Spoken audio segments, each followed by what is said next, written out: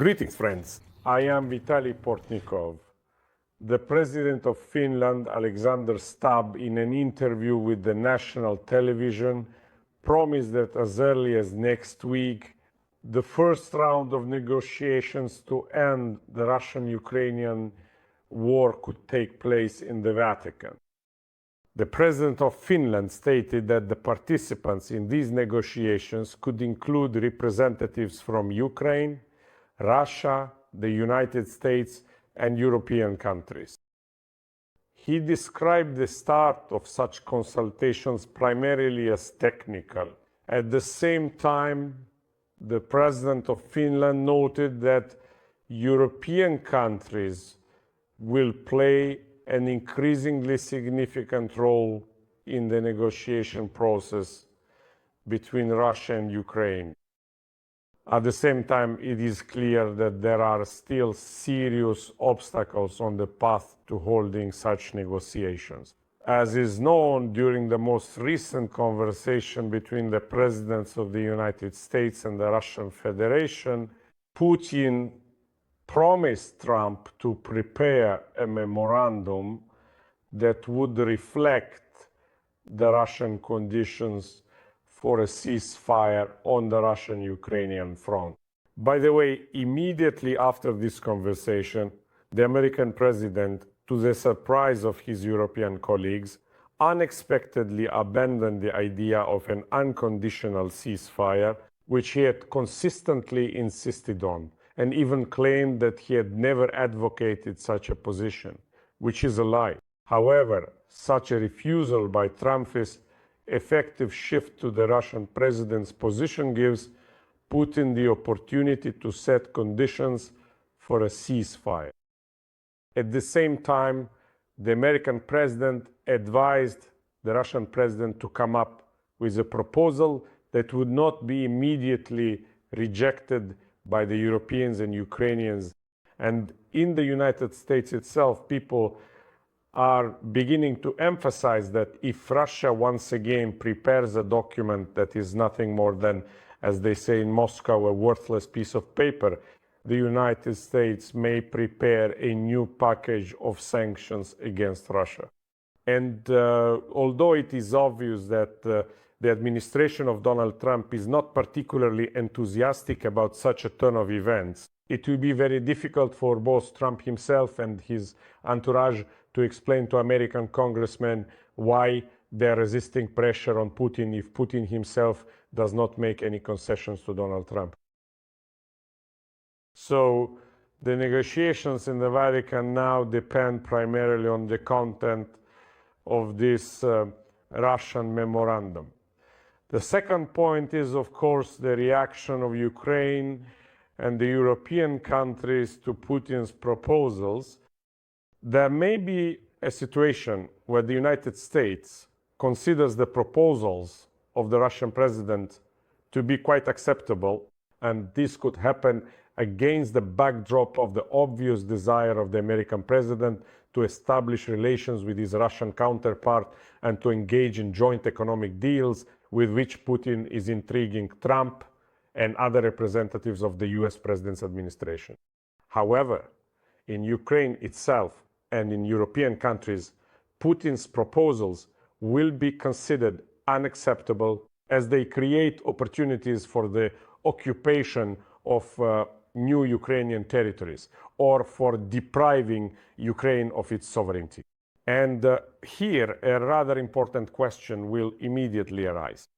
The question is whether this is about negotiations or about the desire of the American administration to distance itself from the process and create conditions to restore economic relations with the Russian Federation, regardless of Ukraine's and European countries' reactions to the Kremlin's proposals. In the Russian capital, there is also clearly an ongoing discussion about what the Russian proposals should look like, which would precede any negotiation process. Should Trump once again be met with such a reaction from Putin, which would demonstrate that the Russian president is unwilling to take any real steps toward peace, then it would turn out that he did not heed the American president's suggestion to create a document that would be acceptable to Ukraine and European countries and would not allow them to immediately reject the Russian proposal? Or is it still necessary for the Kremlin to treat this remark from the American president with respect and at least approach negotiations on a ceasefire on the Russian-Ukrainian front with a constructive position? From an objective political logic standpoint, of course, one could expect the Russian president to take a cautious approach to the negotiation process in the Vatican.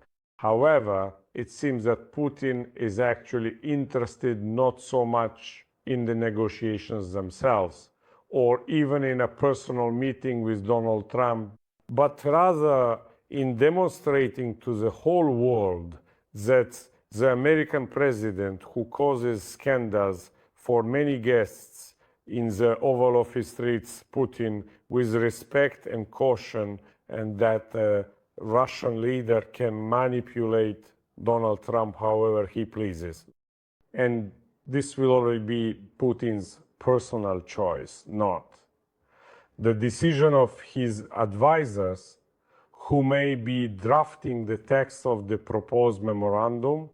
Moreover, so far the Russian president has not budged an inch from those maximalist demands that have blocked any realistic negotiation process, neither in his conversations with the American counterpart nor in his public statements. Are there any signs that the situation might change? Well, one sign is that Russian representatives did come to negotiations in Istanbul after the threat of coordinated sanctions from the United States and the European Union against Russia emerged. And the fact that legal possibilities are currently being discussed in Moscow regarding whether Russian officials will still come to the Vatican. It is worth emphasizing that Italy has imposed sanctions against many members of the Russian political leadership, which formally prevents them from arriving at Italian airports to hold negotiations in the Vatican. However, the Italian Ministry of Foreign Affairs has already responded to the Ministry of Foreign Affairs of the Russian Federation, stating that the Lateran treaties under which the Vatican State was established allow Italy to let diplomatic vehicles enter the territory of this city-state at the request of the Holy See. Thus, Russian officials will not encounter any problems if they come to the Vatican for real negotiations. The question is whether they are truly interested in such negotiations, or, on the contrary, whether they are interested in presenting a document that would put an end to Donald Trump's expectations and force the American president to make new loud attempts to justify his favorite, Putin. Thank you, friends. Stay on this channel, subscribe to it, follow me on my social media, and on my Patreon, Buy Me a Coffee and Donatello channels, which help support and develop these resources. Make use of the sponsorship feature right here on YouTube. Peace to you. Victory.